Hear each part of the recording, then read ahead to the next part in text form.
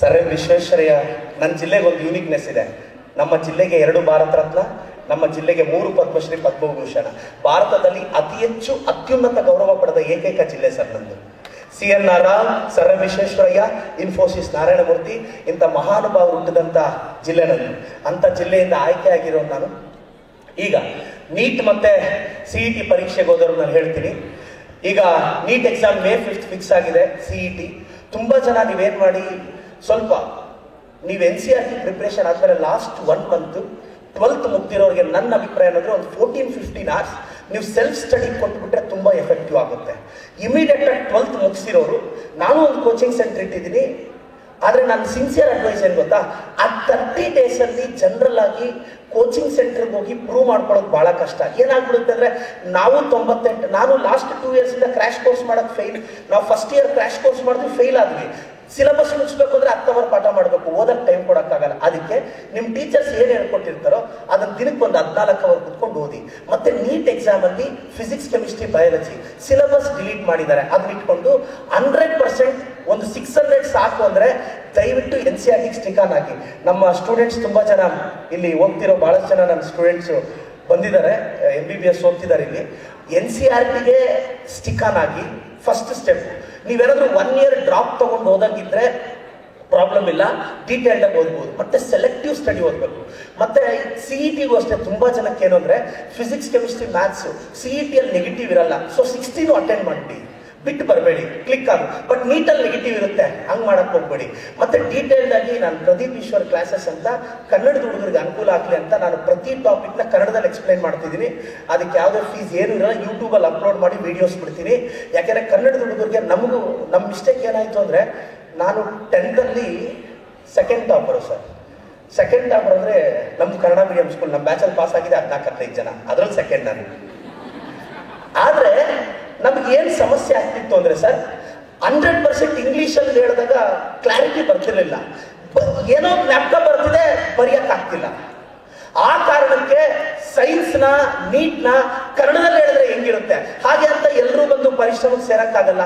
ಅದಕ್ಕೆ ನಾನು free classes ಈಗಾಗಲೇ ತುಂಬ ಕಾನ್ಸೆಪ್ಟ್ಸ್ ಎಕ್ಸ್ಪ್ಲೈನ್ ಮಾಡಿದ್ದೀನಿ. ಡೀಟೇಲ್ಡ್ ಆಗಿ ಎಲ್ಲ ಎಕ್ಸ್ಪ್ಲೈನ್ ಮಾಡ್ತೀನಿ ಅದರಲ್ಲಿ. ಅದನ್ನು ಗಮನಿಸ್ತಾ ಇರಿ, ಅರ್ಥ ಮಾಡ್ಕೊಳ್ಳಿ. ನನಗೆ ಗೊತ್ತಿರೋ ಪ್ರಕಾರ ತುಂಬ CBSE, ICSE ಓದಿರೋದು ಬಿಟ್ಟರೆ ತುಂಬ ಜನ ಹುಡುಗರಿಗೆ ಫಿಸಿಕ್ಸ್ ಕಷ್ಟ ಆಗುತ್ತೆ. 560 ಆದರೆ ಈ ಸಲ ಮೆಡಿಕಲ್ ಸೀಟ್ ಸಿಗುತ್ತೆ. ಸೊ ತುಂಬ ಅಕಾಡೆಮಿಕಲಿ ಆವ್ರೇಜ್ ಹುಡುಗರು ಫಿಸಿಕ್ಸಲ್ಲಿ ಏನೇನೋ ಸಾಹಸ ಮಾಡ್ತೀನಿ ಅಂತ ಹೋಗ್ಬೇಡಿ, ಕಷ್ಟ ಆಗುತ್ತೆ ಈಗಿರೋ ಟೈಮಲ್ಲಿ. ಬಯೋಕೆಮಿಸ್ಟ್ರಿನೇ ಜಾಸ್ತಿ ಓದಿ, ಫಿಸಿಕ್ಸ್ ಸೆಲೆಕ್ಟೆಡ್ ಓದ್ಕೊಂಡ್ಬಿಡಿ, ಅದು ಕ್ಲಿಕ್ ಆಗುತ್ತೆ. ಮತ್ತೆ MBBS ಸೀಟ್ ಆಯಿತು, ವೆಲ್ ಅಂಡ್ ಗುಡ್. ಅಕಸ್ಮಾತ್ ಇಂಜಿನಿಯರಿಂಗ್ ಹೋಗ್ತೀರಾ, ನಿಮ್ಗೆ ಗೊತ್ತಿರ್ಬೇಕು, ಇಂಜಿನಿಯರಿಂಗ್ ಹೋಗುವಾಗ PCM ಮಾರ್ಕ್ಸ್ ಮಾತ್ರ ತೊಗೊತಾರೆ, ಬಯಾಲಜಿ ಮಾರ್ಕ್ಸ್ ತೊಗೊಳಲ್ಲ. ಮಿಕ್ಕಿದ್ದೆಲ್ಲ ನಾನು ಬ್ರೀಫಾಗಿ ನನ್ನ ವಿಡಿಯೋ ಇದರಲ್ಲಿ ಹೇಳ್ತೀನಿ.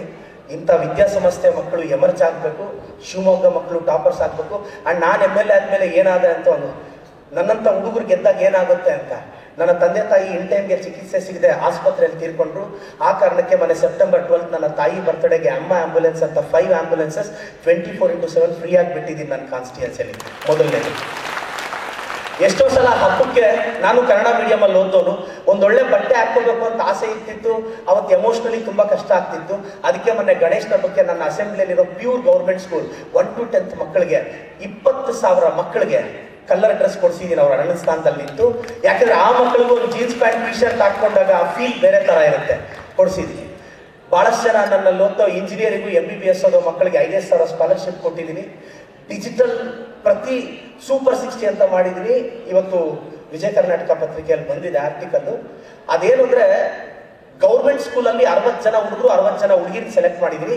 ಅಪ್ಪ ಅಮ್ಮ ಇಲ್ಲದೆ ಇರೋರು, ಅಪ್ಪ ಇಲ್ಲದೆ ಇರೋರು, ಸಿಂಗಲ್ ಪೇರೆಂಟ್ಸು, ತುಂಬ ಬಡವರು, ಸ್ಲಮ್ಮಲ್ಲಿ ಬೆಳೆದಿರೋರು, ಇವ್ರನ್ನೆಲ್ಲ ಸೆಲೆಕ್ಟ್ ಮಾಡಿ ಬೆಂಗಳೂರಿಗೆ ಕರ್ಕೊಂಡ್ಬಂದು 2-3 ತಿಂಗಳು ಟ್ರೈನ್ ಮಾಡಿ ಈ ಸಲ ಸ್ಟೇಟ್ 10th ಎಕ್ಸಾಮಲ್ಲಿ ಅವ್ರನ್ನ ಟಾಪರ್ ಮಾಡಬೇಕು ಅಂತ. ಅವ್ರನ್ನೆಲ್ಲ 10th ರಿಸಲ್ಟ್ ಆಗಿದ್ದ ವಿತಿನ್ 2 days ನನ್ನೊಂದು ಪ್ರೆಸ್ ಮೀಟ್ ಆಗುತ್ತೆ. ಎಂತ ಪೂರ್ ಬ್ಯಾಕ್ಗ್ರೌಂಡ್ ಗುಡಿಸ್ದಲ್ಲಿರೋ ಹುಡುಗರನ್ನ 600 ದಾಟಿಸ್ಬೇಕು ಅನ್ನೋದು ನನ್ನ ಆಸೆ. ಯಾಕಂದ್ರೆ ನನ್ನಂತ ಹುಡುಗ ಬಂದಾಗ ಇವೆಲ್ಲ ಪ್ರಯತ್ನ ದೇವರಾಣೆಗೂ ಇದು ಚುನಾವಣೆ ಯಾವುದಕ್ಕೂ ಮಾಡ್ತಿಲ್ಲ, ಆತ್ಮ ಸಂತೋಷಕ್ಕೋಸ್ಕರ ಮಾಡ್ತಾ ಇದ್ದೀನಿ. ಯಾಕೆಂದ್ರೆ ನನ್ನ ಎಲೆಕ್ಷನ್ ಇರೋದಿಲ್ಲ 5 ವರ್ಷಕ್ಕೆ. ಬಟ್ ಇದೆಲ್ಲ 10th ಮಕ್ಕಳು, 1ನೇ ಕ್ಲಾಸ್ ಮಕ್ಕಳಿಗೂ ಆತ್ಮ ತೃಪ್ತಿಗೆ. ಯಾಕೆಂದ್ರೆ ಕರ್ನಾಟಕದಲ್ಲಿ ನಾನೊಂದು ಬೆಸ್ಟ್ ಎಕ್ಸಾಂಪಲ್. ಒಬ್ಬ ಯಂಗ್ಸ್ಟರ್ ಬಂದು ಅಪ್ಪ ಅಮ್ಮ ಇಲ್ದರ ಹುಡುಗ ದುಡ್ಡಿಲ್ಲದೆ ಏನೂ ಇಲ್ಲದೆ ಬಂದು ಜನರ ಆಶೀರ್ವಾದ ಕೇಳಿದ್ರೆ ನಾನು ಮಾಡಿದರೆ ಪ್ರದೀಪ್ ಈಶ್ವರ್ ಗೆಲ್ಲೇಬೇಕು. ಯಾಕೆಂದ್ರೆ ನಾಳೆ ಸಾವಿರಾರು ಯಂಗ್ಸ್ಟರ್ಸ್ ಈ ಸೊಸೈಟಿಯಲ್ಲಿ ಹೋದಾಗ ಅವ್ರು ನಂಬಬೇಕು ಅಂದ್ರೆ ಇಲ್ಲೊಬ್ಬ ಪ್ರದೀಪ್ ಈಶ್ವರ್ ಗೆಲ್ಲಬೇಕು. ಅದಕ್ಕೆ ನಾನು ಏನು ಮಾಡ್ತಿದ್ದೀನಿ ಅಂತ ಜನಕ್ಕೆ ತಲುಪಿಸೋ ಪ್ರಯತ್ನ ಪಡ್ತಿದ್ದೀನಿ. ನಿಮ್ಮೆಲ್ಲರ ಆಶೀರ್ವಾದ ಇರಲಿ. ನಮ್ಮ ಚಿಕ್ಕಬಳ್ಳಾಪುರ ಟೂರಿಸಂ ಭಾಳ ಫೇಮಸ್ಸು. ಅಲ್ಲಿ ಮುದ್ದೇನಹಳ್ಳಿ ಇದೆ, ಇಶಾ ಫೌಂಡೇಶನ್ ಇದೆ, ನಂದಿ ಹಿಲ್ಸ್ ಇದೆ, ಭಾಳ ಇದೆ. ಆ ಕಡೆ ಬೆಂಗಳೂರು ಕಡೆ ಬಂದರೆ ದಯವಿಟ್ಟು ಆ ಕಡೆ ಟೂರಿಸ್ಟ್ ಪ್ಲೇಸಸ್ ವಿಸಿಟ್ ಮಾಡಿ. ಚಿಕ್ಕಬಳ್ಳಾಪುರ ಟೂರಿಸಂನ ಎಮರ್ಜ್ ಮಾಡ್ತೀನಿ ಅಂತ ಪ್ರಾಮಿಸ್ ಮಾಡಿದ್ದೆ. ಅದಕ್ಕೋಸ್ಕರ ಇದು ನನ್ನ ಸ್ವಾರ್ಥ ಆದರೂ ನನ್ನ ಕಾನ್ಸ್ಟಿಟ್ಯೂಯೆನ್ಸಿನ ಡೆವಲಪ್ ಮಾಡಬೇಕು ಅಂತ. ಮತ್ತೆ ನನ್ನ ಕ್ಷೇತ್ರದ ಎಲ್ಲ ವಿದ್ಯಾರ್ಥಿಗಳಿಗೆ ಫ್ರೀ CET ನೀಟ್ ಕೋಚಿಂಗ್ ಕೊಡ್ತಾ ಇದ್ರಿ, ಅವ್ರಿಗೆ ನಾನೇ ಪಾಠ ಮಾಡ್ತಿದ್ದೀನಿ. ಇದೆಲ್ಲ ಇದಕ್ಕೆ ನಿಮ್ಮೆಲ್ಲರ ಆಶೀರ್ವಾದ ಇರಲಿ sir. Thank you so much. Thank you ನಿಮ್ಮ ಅವಕಾಶ.